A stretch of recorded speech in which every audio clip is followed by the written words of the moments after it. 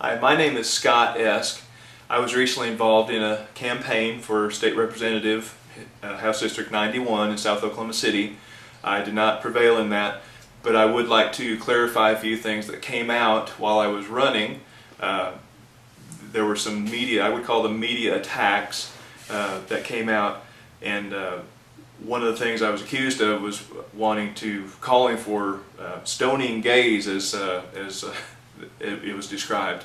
Well, in response to that, I think you'll enjoy my perspective on that and some other things, correcting some things that were very erroneously represented about me in the media. I'm going to have the footage of the actual talk that I had with one of the journalists. His name's Rob Morris, a very irresponsible journalist, and you'll see why when you compare what he said in the 7-minute talk to what he actually put out in the media, in the local news channels in Oklahoma City. Stay tuned. I think you'll be glad you did.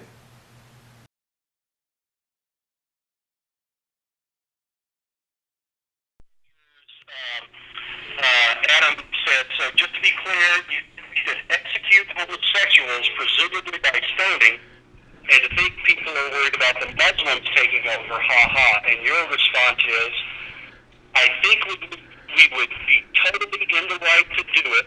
That goes against some parts of libertarianism, I realize, and I'm largely libertarian, but ignoring as a nation things that are worthy of death is very remiss. Now, that's a pretty inflammatory statement. I wanted to make sure that you had a fair chance to explain that, because it sounds like you're saying you think it's okay to stone homosexual death. Can you give me an explanation on that? What I will tell you right now is that that was done in the Old Testament under a law that came directly from God, and in that time it was totally just. It came directly from God. I have no plans to reinstitute that in Oklahoma law. I do have some very huge moral misgivings about those kinds of sins, and I think that those kind of sins will not do our country any good, and it certainly doesn't do anything to preserve the family. Okay. And that's fair enough. That's really similar to kind of where you went with that discussion with Scott. Sorry, Scott, with Adam. I just want to make sure I'm understanding this. You're not withdrawing that statement that you made to Adam. You're just saying you're making that based on what used to be an Old Testament legal system. And you're saying that that's okay. If that law were to come about, you would be okay with that. Well, it's a moot point because I don't see it ever coming about again. Your senator introduced that kind of legislation, but let me go to the conversation you had with another gentleman, and this gentleman shared the messages with me.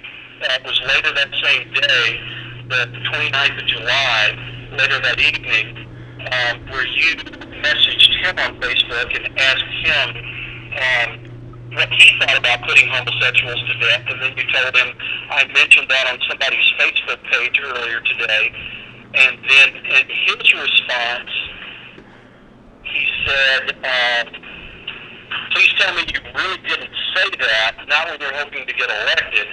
Dang, man. And your response to him was, I never said I would author legislation to put homosexuals to death, but I didn't have a problem with it. So again, I guess the question I'm really getting at here is that really your standing is that it's as remote as the possibility would be that legislation like that would ever be passed, and I think we could both agree it would never be passed, but if somehow that legislation happened, you'd be okay with that. Again, it's a moot point. What has been brought out in this, and you're talking about a private conversation. I will not comment about a private conversation that I had with anybody. That's you can talk to the other person, but here's what's different from me from all the other candidates in this race. I am standing up against the federal government unapologetically, and I want to see states' rights restored in Oklahoma. And that is something that has been a tool of ours, state nullification, since Thomas Jefferson called it the rightful remedy. That's my big distinction. All the other candidates eschew moral perversity like homosexuality, so I'm no different there. I think y'all need to do your job and bring out where I'm different from the other candidates, rather than talking about private conversations I had with people a long time ago. Well, I can ignore the private conversation, and again, I understand where you're coming from. I can ignore the private conversation, but you posted on a public Facebook page that it's probably okay if homosexuals are stoned to death. I mean, that's not something I'm making up. It's there for the world to see. It's still there this morning. Okay, well, no, I already told you what I felt about that. That's not any part of my you can look at my website and see what my legislative priorities are. I did put in my Facebook page that I am against moral perversions like that, and I don't want to see them. I see the insidious things that it does to the family. That, pornography, frivolous divorce, many things that are tearing our family apart. And I do deal directly with some of those issues and offer solutions. But no, what I've already told you is how I feel about it. I have some very strong moral misgivings about it. I know what was done in the Old Testament, and what was done back then was just. I don't know that that would ever. I don't think that was ever in the history of our country to do what was done in the Old Testament. But I do stand for biblical morality, and of course Adam Bates and some of his compadres don't have any use for biblical morality, so there's a big difference there. And Scott, I understand that position. Again, I want to make sure you understand I am trying to do my job, and I'm wanting to give you an opportunity to respond to this, and because I'm not going to do, like other media and just slice and dice it. I'm going to give you a chance to say anything you want to say, and we have more time on our website to allow these things to happen, so I'm going to let you speak for you, okay? Okay. Well, we've had a lot longer time than I was intending to give this, but basically, I wish you would put in a good word for the only one standing up for state nullification in this race, because that's the big difference. There's no difference. But I can let you say that, and I'll be happy to let you say that, but I can't take sides. Yeah, well, but that's probably the biggest difference. If you're looking for a distinction, that's my big distinction. I believe in solutions about the federal government getting all over us and domineering us, and that's what's needed in a legislative race anywhere, in any state.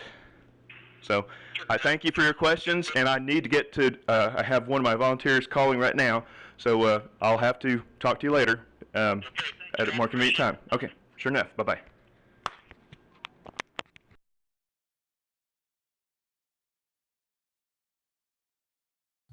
Okay, you heard Rob Morris committing to not slicing and dicing me. I guess that means not getting everything out of context and misrepresenting me, and not taking sides.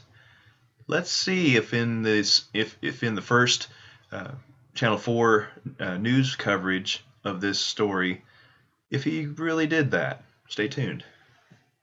I'll be happy to let you say that, but I can't take sides. This is the first time I've ever come across an Oklahoman with this kind of fringe attitude. But I can't take sides. My first response was, "Oh, you're nuts." But I can't take sides. Nobody would be stupid enough to do that. But I can't take sides. It's the most asinine thing. But I can't take sides. Morris said he feels voters need to know about Esk's extreme views. But I can't take sides. Apparently, Rob, it was more important for you to keep your liberal agenda than to keep your word. At the end of that news clip, Sarah Stewart gives the following explanation as to what efforts were made to contact me. We tried repeatedly today to get a hold of Scott Esk, called, emailed, even went by his house, but he never returned our messages. Linda. What Sarah did not tell you folks is that I did return a call and an email, but I was not alerted about this, or I didn't find out about this news story that happened at 10 p.m., sometime after 10 p.m., until after 8 p.m. that very day. I did get a hold of, or I did email and call, but I don't remember when I got a response back. But I did make efforts, and that was not told in the news story. That's very unfortunate.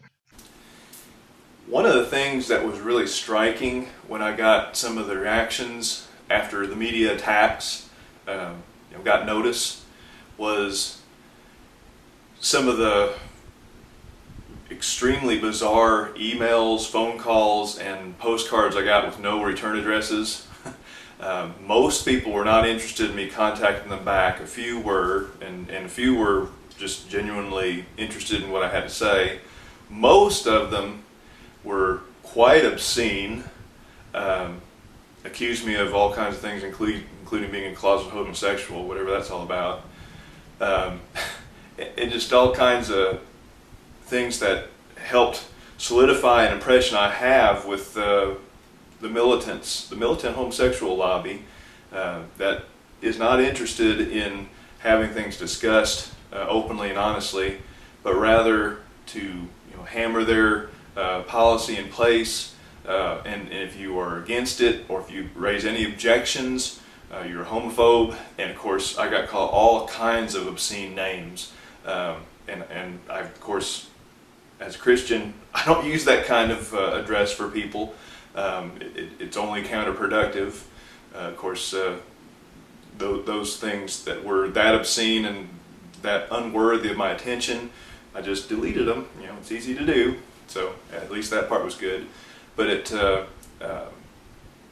clogged up my phone line, got all kinds of obscene emails had to deal with, and it was an experience and a half.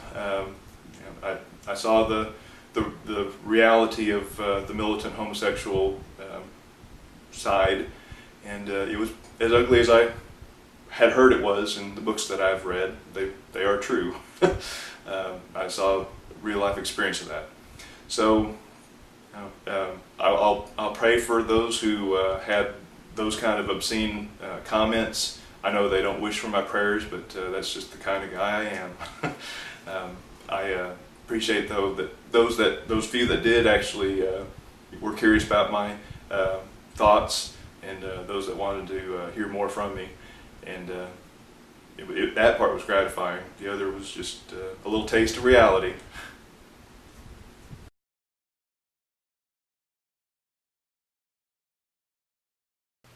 Okay, you saw the video, you saw the phone call that I had with Mr. Morris, and you saw what he reported. Now you can decide for yourself. I'd like to explain a few things though. We already have the death penalty in most states for something such as capital murder, first-degree murder, where somebody plans to kill somebody in cold blood. In that case, we have a due process, and when somebody picks out a phrase saying, "I want to stone gays," they're trying to present me in the most extreme possible light, and that's not called for, because if anything's added as part of the death penalty in Oklahoma or any other state, I want to see a due process such as we already have for first-degree murder. We've had the death penalty applied to first-degree murder in Oklahoma on several occasions, and we use lethal injection. Some states use, I think there's one that uses hanging. Several use where they're shot by a firing squad, and those are all considered things that are not cruel or unusual. The Constitution stipulates that we cannot practice anything that is cruel or unusual. And all I'm saying is, if we add anything that's worthy of death, that we consider is worthy of death, and want to apply the death penalty to, we apply the due process as well. I'm not for somebody being guilty by association or guilty by anything besides witness evidence, just such as we apply already to crimes like first-degree murder. And I never did say I was for expanding the death penalty in Oklahoma. That came about as a result of the media attacks against me, I'm afraid. It didn't come out of my mouth. So there you have that part of the story.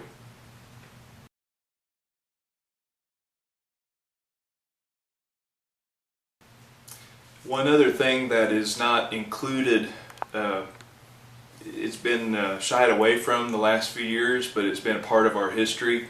And when we're talking about something as serious as taking someone's life, that's a very serious consideration. We should not be doing that for anything but very heinous crimes. One thing that has not been talked about very much, but I'm a big proponent of it, is jury nullification. Jury nullification is the power of any jury to decide not only if somebody's guilty of a certain crime, but is the law that they're being judged by just. If that jury decides that the law itself is not just, they have the power to acquit somebody of that crime and to say, either by their actions or even by a statement, that they decided this person, they couldn't make this person not guilty of disobeying a certain law, but that law itself is unjust. So in order to show their contempt for an unjust law, they acquitted that person, and that person went away free, not because they were not guilty of disobeying law, but because that law itself was unjust, and they decided to judge the law. And I know judges and DAs and others are not big fans of jury nullification, but it's something that it's American as apple pie. We've had it around ever since our nation was founded, and it's something I stand behind very, very fully. So if we decide something new is to be included as a capital crime, let juries decide if they want to enforce that. I'm all for that. I don't want to make something have to be enforced when somebody's found guilty of it. I want juries to be the ones who decide. I want that power to stay in their hands.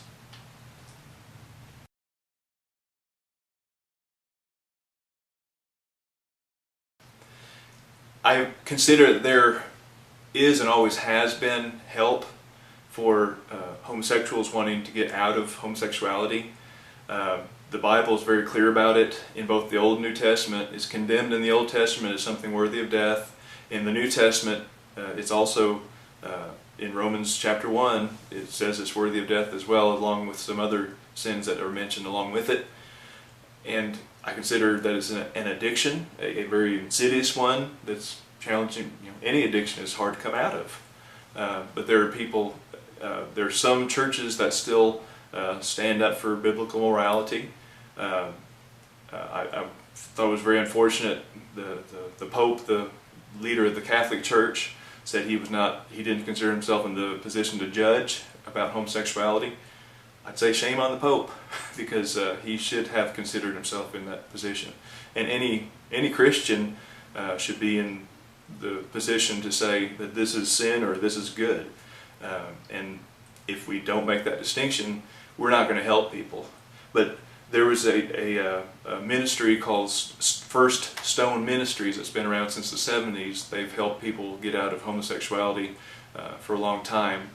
I don't consider that homosexuality is something that somebody's born with, or it couldn't be considered a sin in the Bible, for one thing. And also, people couldn't get out of it. If they're destined to be a homosexual, then it wouldn't even be proper to try to get them to come out of it.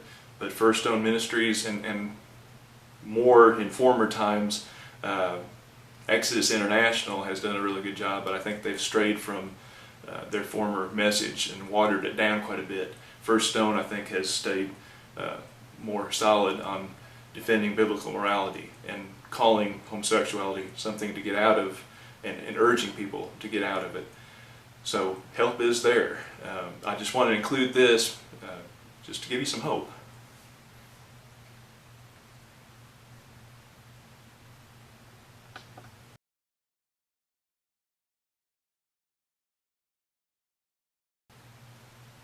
I'd like to address again that phrase, stoning gays, because that's what was used in most of the headlines that I saw.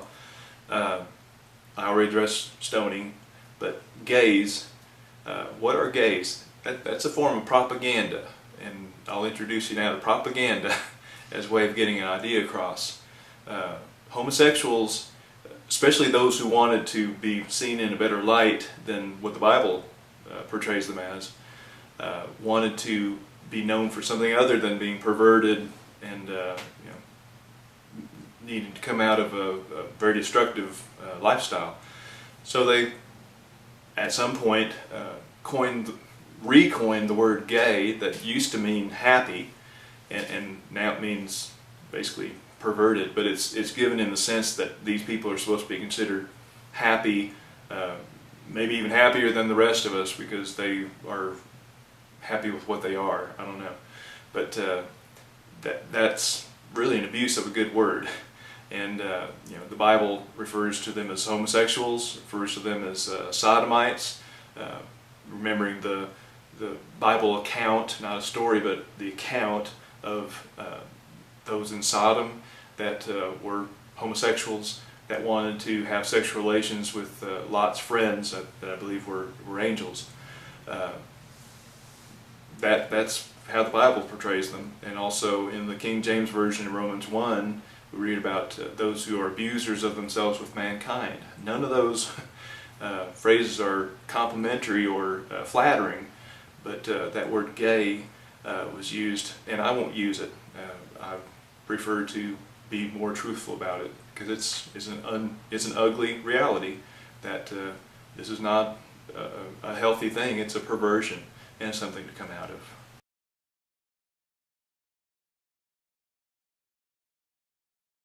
If you look at the suicide rate among homosexuals, you'll find it's very much higher than the suicide rate for society in general.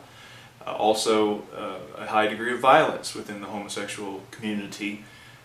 That both those things belie this claim that there's something carefree and happy about that lifestyle. So I don't use that term gay. And if we look at what the Bible has to say about it, the Bible refers to homosexuals, refers to sodomites, those who are immortally remembered as those who tried to sexually assault some angels that Lot, the Bible character Lot, had taken into his home.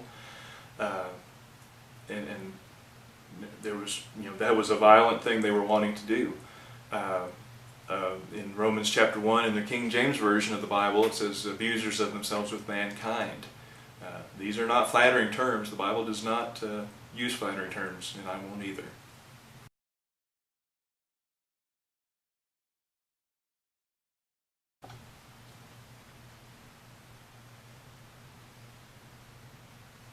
If you look at my conversation I had with a person named Adam Bates, and Adam Bates was mentioned by Rob Morris in the video that you saw previously, you'll see that Adam Bates, if you look in our conversation and analyze it, you'll see that he doesn't really have much use for biblical morality. I'm largely libertarian. I still hold to that to this day. But I don't believe in license, and there are plenty other Oklahomans that don't believe in license, but they do believe in freedom in many ways.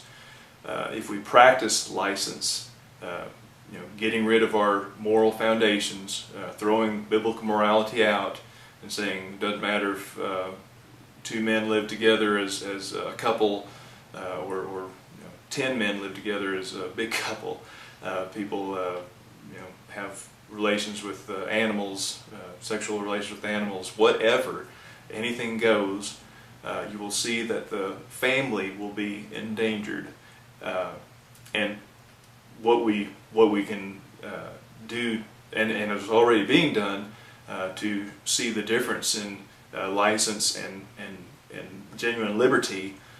Some states are having homosexual marriage enshrined in their state with their state law, and other forms of perversion are being encouraged by their laws. And you can see what happens in those states, that they become unstable. Their family becomes very much endangered. Children become unprotected from these kind of predations that are guaranteed to happen when we throw away the biblical morality that keeps us secure. And I don't want to see that come to Oklahoma, and I'm going to be a champion against it.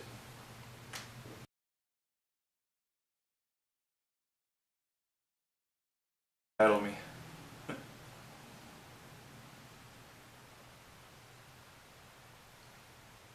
One of my big planks I had is when I was running, and if I run again it'll be the same big plank, I think, is getting the federal government out of things like education.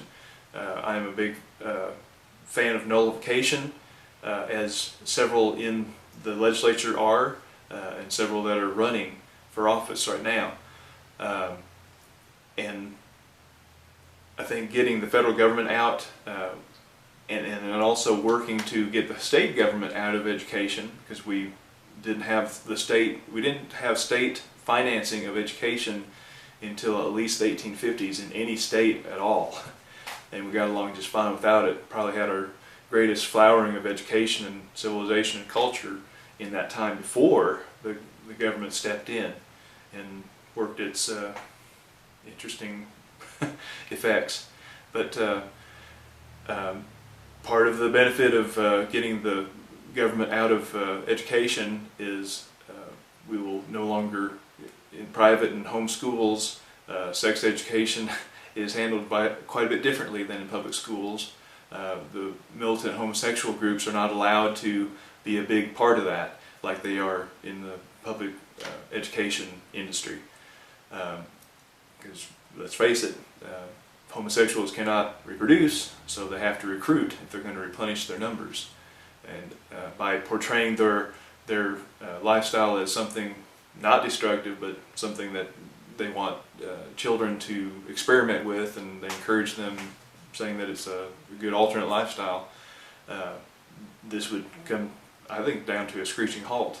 If we privatized the schools, got the government out of it, it would improve the quality of education. There would be less distractions. Homeschool and private school, they're not funded by any government institution, but yet the children that come out of those systems are much less likely to resort to crime and to live off government dole than those that are in the public schools. That's incontrovertible. And that's one of the many benefits of privatizing education and letting private charities take care of children whose parents want them to go to school but they can't afford it. That's always been an option, and if the state isn't taking so much money out of people's pockets, those charities will be able to help people as well.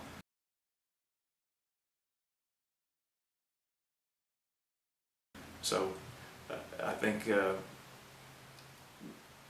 I didn't want to talk a lot about what I thought about homosexuality in my campaign. As a matter of fact, that was never part of what I talked about on people's front porches. It was never in my website. But those things that I want to do to get government out of our hair have other good consequences as well.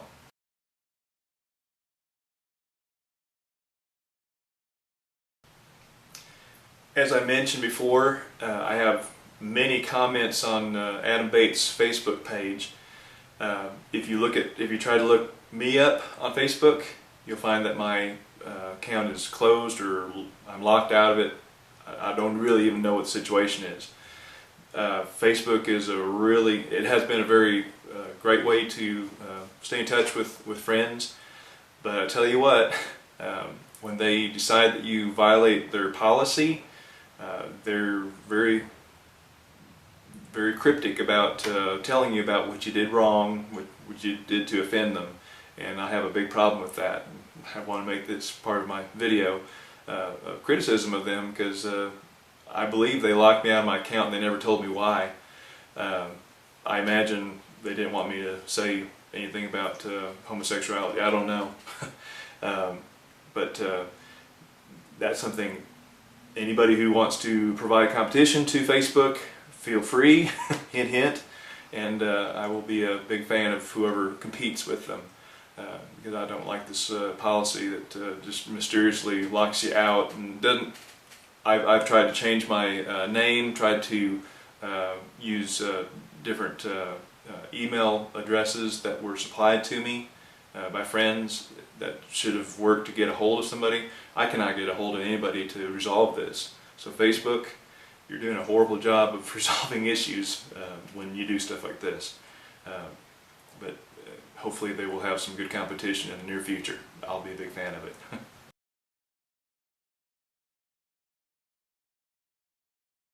A few words in conclusion. I never really thought I'd get famous for my views on homosexuality. That was something I shared with somebody a year before the election happened. But I think from what you've heard on this video, you've seen how I stand on these things. I have compassion on anybody who is in the grips of an insidious addiction such as homosexuality, and wish to help them. Whether or not they do, I don't think, I never did move for expanding the death penalty to discourage that, but I obviously think that it serves families better for people to live as God designed them, and I think God designed people to be one man and one woman in a marriage and creating a family that way, and that, I think that's what glorifies God and helps you serve your fellow man. What I would like to be most known for is promoting freedom in Oklahoma, freedom through nullification, getting the federal government off our backs, limiting state government to the bare minimum that is needed to protect our freedoms, protect our God-given rights. And if that is something that you also share with me, I would like to have your support if I ever decide to run, but I would also like to just spread this news, and it's been fun meeting the people that I've gotten to meet and make the friends I've gotten to make. I appreciate your attention to this video, and hopefully I'll make some more and get some more good news out. Thank you.